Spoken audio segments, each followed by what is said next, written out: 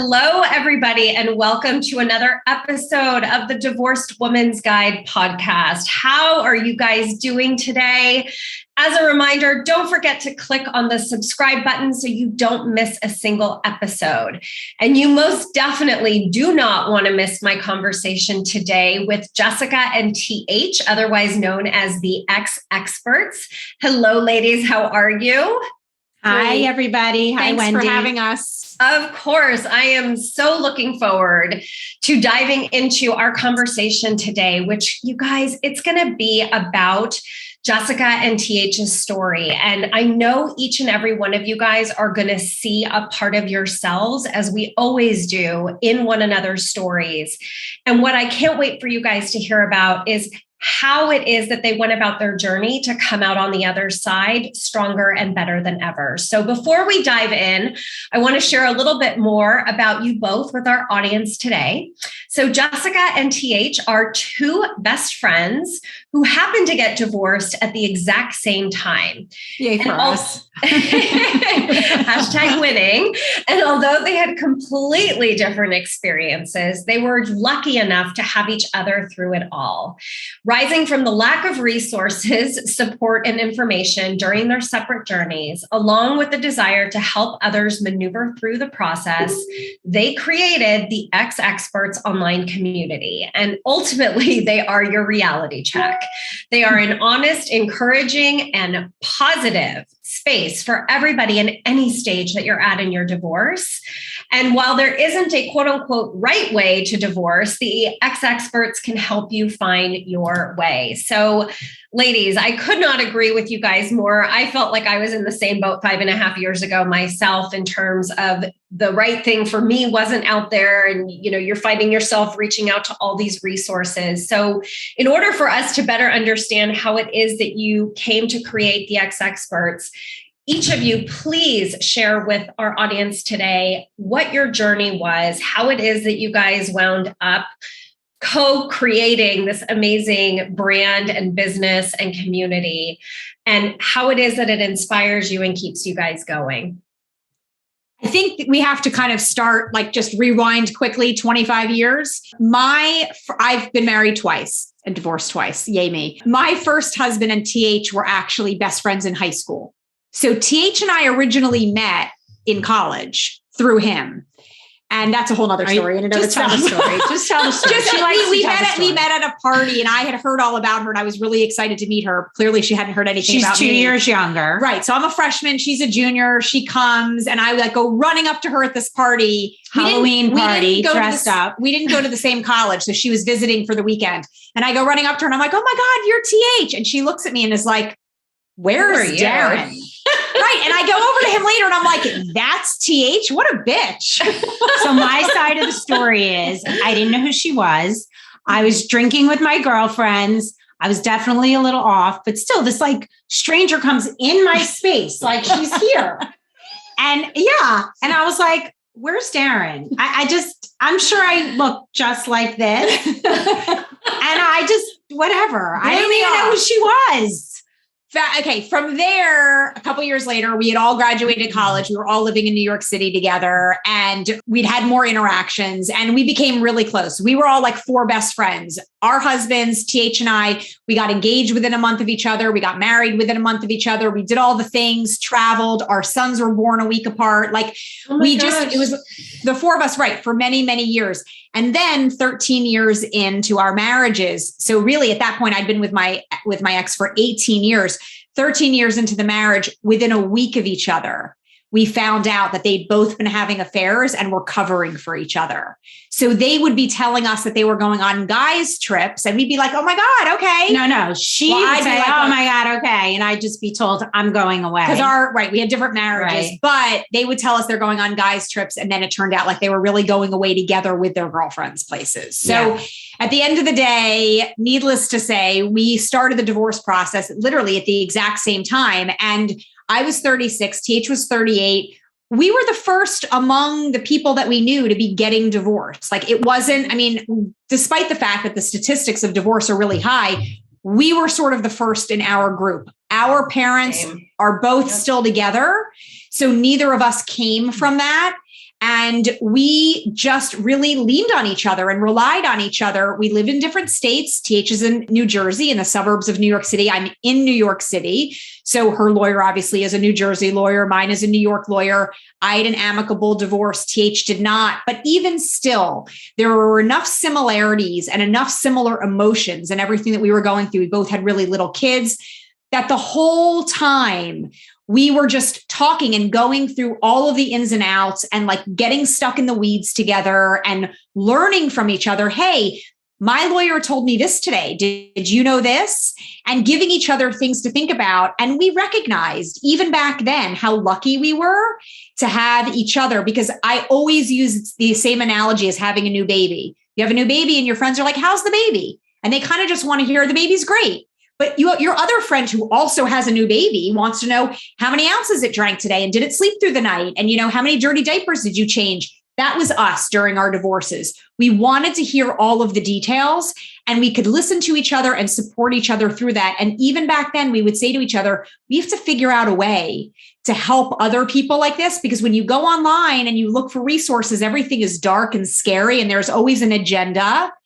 And it just was something that had been percolating for years. Yeah. And all of your firsts, like your first New Year's Eve and the first time you have to celebrate one of your kids' birthdays, and it's like a weird situation, or your first weekend. Like, we live close enough to each other that Jessica would come out. We do play dates with the kids. We made sure that neither one of us was alone on a weekend or whatever. We just kept each other company. We would just do stuff so that we would not get to a place of, feeling alone, because we weren't. And then finally, we had totally different careers. And finally, right before the pandemic started, TH was like, I think it's time. She was like, I'm still looking online and I'm looking at resources and there isn't anything out there that's like what we've spoken about. And we should really get it started. And so we really earnestly started developing EXexperts, which is an online platform, podcast, website, socials, with the information and resources from vetted industry experts that we speak with and real life experts like all of us, right, to be able to show people that there is a light at the end of the tunnel. Divorce sucks no matter how you cut it. No one's going to say you're going to have an easy divorce.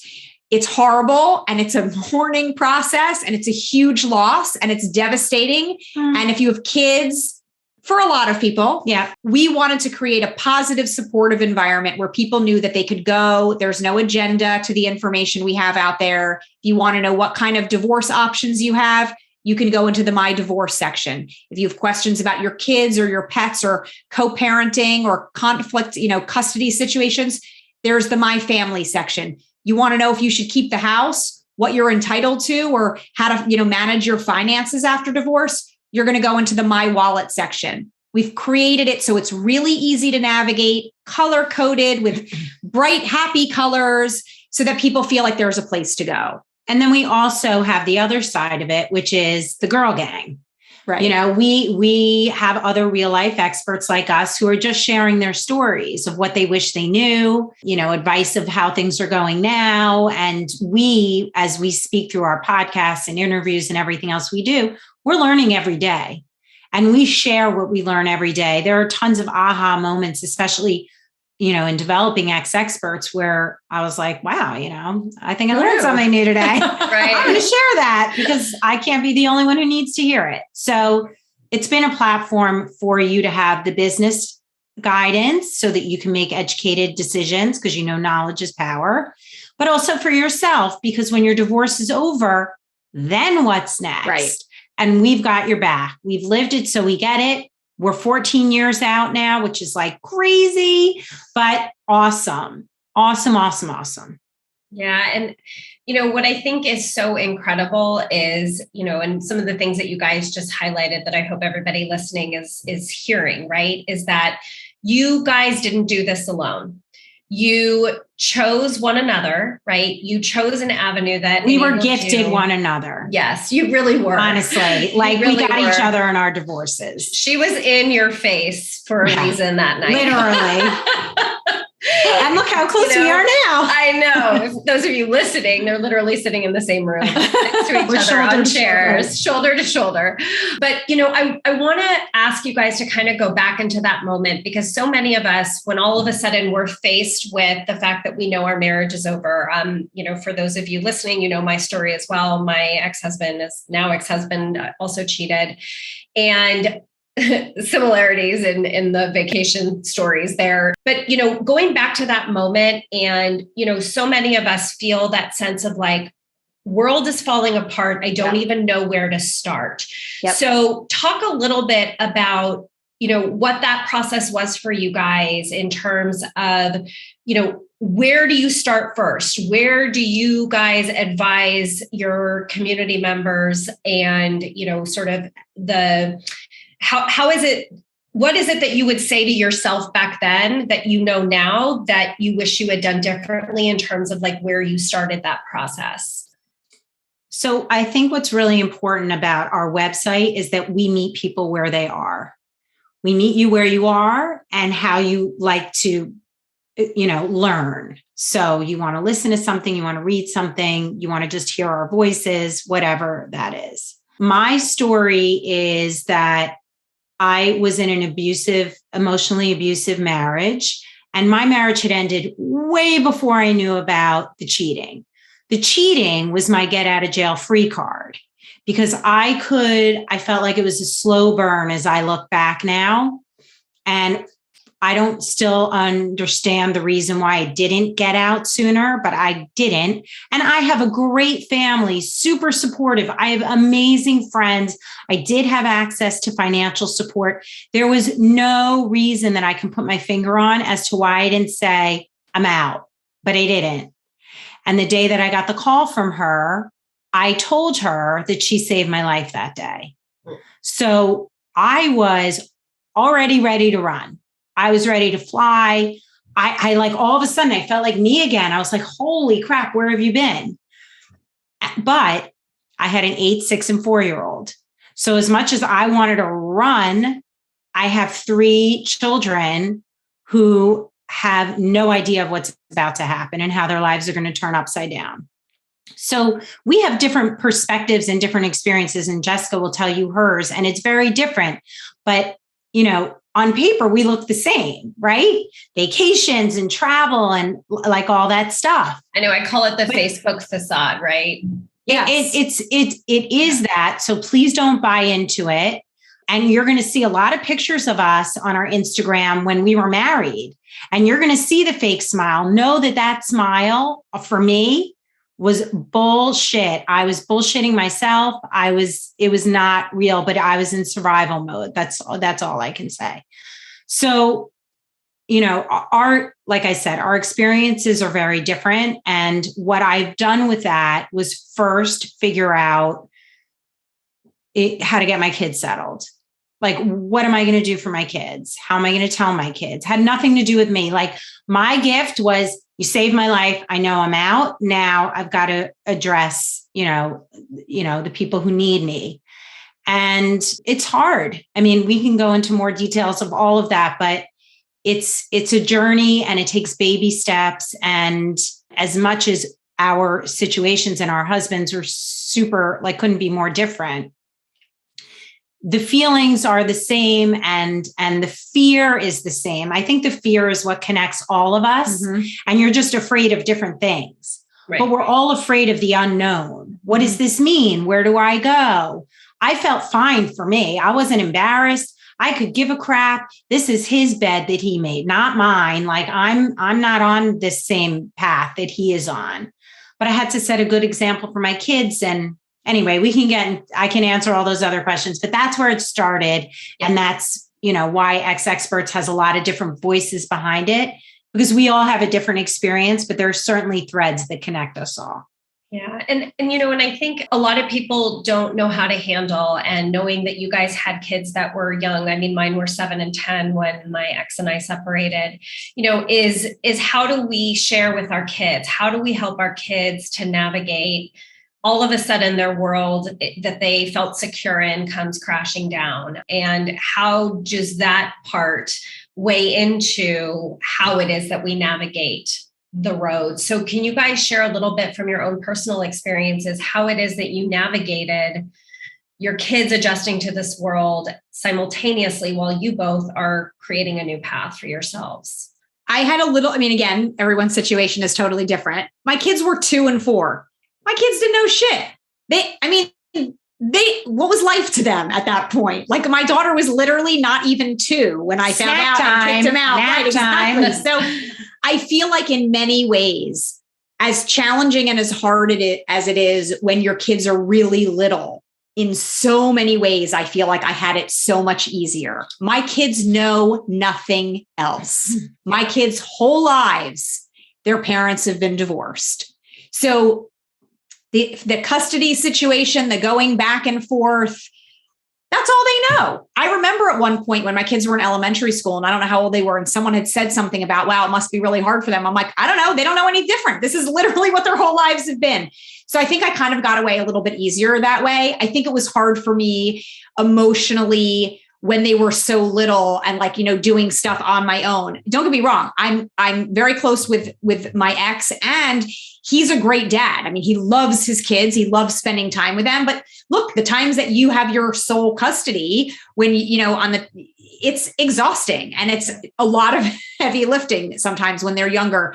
I think that I was able to navigate it because I was lucky enough to have also a great support system around me. I had a very high pressured full-time career. So I already had a nanny, and she was with us, and she's amazing. And I was able to still go to work. I think the fears that I had, even though I had a great job, and this is probably, relatable to a lot of women, is like, financially, what is this going to mean? And how am I going to pay my bills? And God forbid, whatever. That was really the scary part for me. But at the same time, I was kind of like, also, I need to set an example for my kids. And even though I'm not the mom that takes them to school, and I'm not the mom that takes them to all their doctor's appointments and all their after school activities, like, I was the mom who wasn't really around a lot because my job's hours were crazy. I felt like one day they're going to realize in retrospect that I wasn't around because I was working really hard to be able to give them a home and do the things that we're able to do. And I really feel like that has come to fruition. I mean, it's taken 14 years, but I feel like today my kids recognize like what I've gone through and what it took to get here. The age thing and how my kids transitioned and what it was like for them emotionally, I always say I'm never really going to know how screwed up they are until they're adults in therapy themselves. But right now they seem really well adjusted. And I think that it's because they really didn't have a lot to compare it to. I think 7 and 10 and T.H.'s oldest daughter, who was 8, and people that I know whose kids are early to mid-teens, those are the ages where I think the kids can build up resentment and have their own opinions. My kids had no opinion. They didn't even know. And in the very beginning, I didn't share custody initially because of Darren's living situation. So the kids were technically sleeping at mine every single night. And his nights with them was coming to my apartment and spending the evenings with them and then putting them to bed. I don't think my kids even realized for a while that he didn't live there. Right. So I had it easy in some ways. Yeah. And I think, it's funny because so many people, and I hope people listening are hearing this too, because so many times you hear people say like, oh, they're young, what's this going to do to them?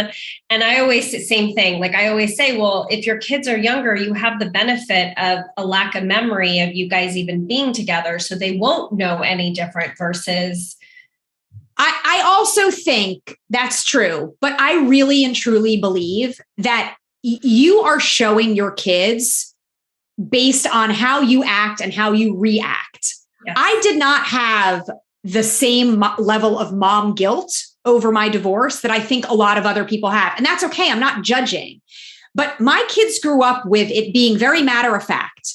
This is what our situation is. We're divorced. Daddy and I are better off as friends. We still love you. We'll still go to dinner together. We'll still be at the birthday parties. We'll do all the things together, but we don't live together. And it's better for us this way.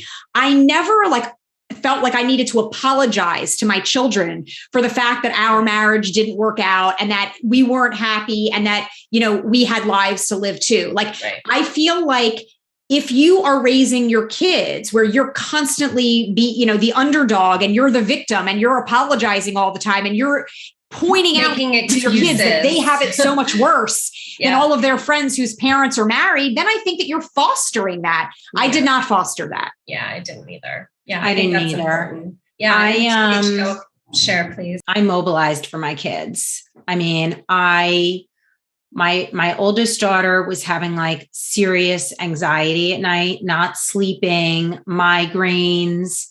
That was new. And I took her to a neurologist. I was like, well, what if something's wrong in her brain? Nobody writes a book. So everybody knows there are 1,000,001 books out there. There are tons of people like us trying to guide you, but no one's writing the exact book for your exact situation. You have to trust your gut. And I really did. And if I made mistakes, I came clean. I was like, you know what? Because my older daughter, she would overhear me on the phone, or she overheard me on the phone. I only did that once because she called me out on it. And I said, you know what? That was a huge mistake. Overheard you talking shit. Well, I don't know what I was saying, but it upset her. It upset her. Yeah. And I said, you know what? You're right. You're right. So I did not do that again. And I just was like, they can't hear. You know what? They hear everything. Kids hear everything. Oh, yes, they see everything. They sense body language. They sense energy. I'm going to tell you a quick story. I just moved out of my home that I raised my kids in by myself for the last 13 years. I'm a sentimental stockpiler, which the term's been coined and owned by Jessica's trademark. I keep literally everything. Okay. But these are pictures. Okay. So I didn't know what to do with the pictures that I had. Bins.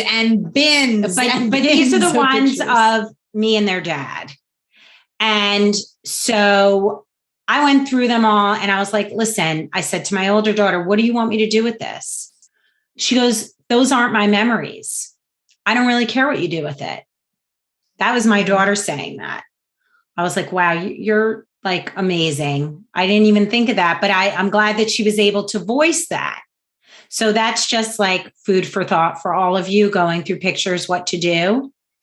And then I went through also for myself and I was like, okay, well, I guess I was happy because I think that my smiles in these pictures are way better than they were for the last 5 years of my marriage. So I must have been happy. My younger daughter, who's 2 years younger, said she wants to keep everything. She's just like me. I love her the best. And then my son, who was 4, said, I don't remember anything. I just want one picture of all of us together so that I know that we were all happy. He was 4 at the time. So the picture he has, he's a little pudgy thing, Right. They're now 22, 20, and 18. And so my 22-year-old is the one who said, these aren't my memories. And I, as a sentimental stockpiler, just moved into a new home with the most amazing man. And my wedding dress has been in storage all this time since 1995. 25 years. Wow. In this perfect box. And I was like, but I love my dress. I had the best wedding. I don't care about anything else. All of my kids are get rid of the dress. And she's like, throw that shit out. You're spending too much time on this. Don't deal with the pictures. Just get rid of it. Whatever. So I brought it in the house and my boyfriend's like, that's not coming in here, is it? I'm like, I think it's time. It's got to go. So just be real with your kids. Be honest with your kids. You're only human. You're doing the best you can. If you make a mistake, own up to it. Hold them accountable for stuff that they do too. I think that that's kind of what I've always done with them. And we've hit a lot of bumps in the road. They've been upset about things that their father does. And I still won't badmouth him, probably since that first phone call that I was called out on, because he's going to make his own bed. We all make our own beds. And me saying something negative is a reflection on me.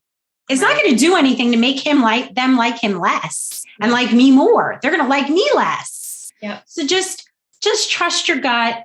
Like, go and find a Jessica and just spew all the shit over there. But in your home, be a lady, have self-respect, and just be the best form of you. And that's the best kind of parent that you can be. And your children will follow and see it. So yeah. That's my preaching moment. No, and I think you said so many important things. You know, what I just heard you say is that it's important for our kids to see us as humans, right? And humans do make mistakes sometimes. And it's not, who is it? Brene Brown, who says, it's not about the fall. It's about how you choose to get up, right? Yeah. It's about, the rise, right? Yeah. That's what I heard. And I'm all about fostering communication with our kids because to me, that was probably my most important lesson that I learned from my divorce. Was really my ex-husband gifted me with the self-awareness that my communication was crap and that it was something that I got to work on. And I also leveraged it as an opportunity to even further connect with I have 2 boys, to further connect with my boys, even in those circumstances. Like, I remember I agree with everything you guys said. My older son overheard a conversation that I thought he was asleep, had been asleep for hours. No, he was not. He overheard things that he held in, explains some behavior for those couple of months that he held it in. And it's something that I think we all need to be more cognizant of, which is that, if you are going to have those conversations, great. Make sure that your kids are nowhere in the vicinity, right? That they're not there. It's not that we're saying you're not allowed to have those feelings. We're just saying express them when they're truly not around, instead of you're in the bedroom and they're upstairs or, downstairs and you think that they don't hear you. They actually do. And what I'm also hearing is that, we also get to teach our kids that it's okay to make a mistake as long as you own it, right? And you move forward. So what do you do differently from there? So what would you guys say, because I always say, like, we are the greatest role models for our kids around, resiliency and what is possible. So what would you say is the lesson that you guys have taught your kids? Like, if you could name one thing, what has your story taught your children? I think for me, it really has been resiliency, and you control your own destiny, so to speak. I've been since my second marriage, I've been in a period of transition for the past year and a half. I just moved into my new apartment last week. It's been under construction for 7 months, and I've had to rent all these temporary apartments. And that's been at a time where I feel like my kids are old enough to understand what's going on. And that this has probably been the roughest time for me since my first divorce happened. And I feel like there have been some really hard times because, I feel bad that my kids I've felt very unsettled over the past year and a half, not having a permanent home to like plant my flag. Right. And even though I've been working towards this apartment and getting it ready, it still doesn't take away from the fact that I've been in these temporary situations for a long time. And I think that my kids have watched me, I hate to say sacrifice, but sort of sacrifice to be able to get to where we are now. And so I do think that my kids have seen me like, I worked in TV for over 22 years, and I quit several years ago and transitioned in my career. And that wasn't a big deal. Like, I don't think for my kids at the time, but like, I think my kids have seen that I take responsibility for myself and for my life, and I'm going to make it happen. And you can't just sit back and rely on other people and be woe is me. That's what I think I've taught my kids. Like, if you're not happy with something or, things are going on, like, you're the one that has the capacity to control it. So what are you going to do about it? I love that. You have the power of choice. You do. Yep. You do. 100%. I think mine is similar. I look at it in terms of relationships that I've been in. I've dated a few people before I'm in this relationship now, as well as like friend relationships. They're friends for different purposes. So my girls were like in middle school and high school, and now they're in college. And my son also is now just finishing high school. And the relationships they have with other boys, boyfriends, girlfriends, friends, like girls are vicious. And, now that they're of a certain age, I think they've seen me in my relationships. And what I've learned from my relationship with their father is that I can't fix people. You can't fix them. You can't control them. You can't tell them what to do, but you can decide what you're going to do with the information that you're given from that person. So my daughter's been in a relationship with this boy for a while, and she's kind of exploring whether that's something she wants to revisit again because she had ended it. And I literally told her the other day, I was like, listen, as long as you're getting everything that you need out of this, it's great. But if he's going to be I'm not sure he's going to change. But now her eyes are open that if he doesn't change or hasn't grown up in a way that works for her, then it's what is she going to do about it? Are you going to stay in it and sacrifice for things that are important to you? Or are you going to move on and say, you know what, this just isn't going to work? And that's professional relationships, just friendships, sibling relationships, and their relationship with their dad and their relationship with me. So that's something that I have been doing and focused on. And so that's what I think the lesson is. Yeah. And what I'm also hearing you guys say is ultimately what your kids are learning from you as well is what it looks like to be an independent, strong individual. Yes. Right?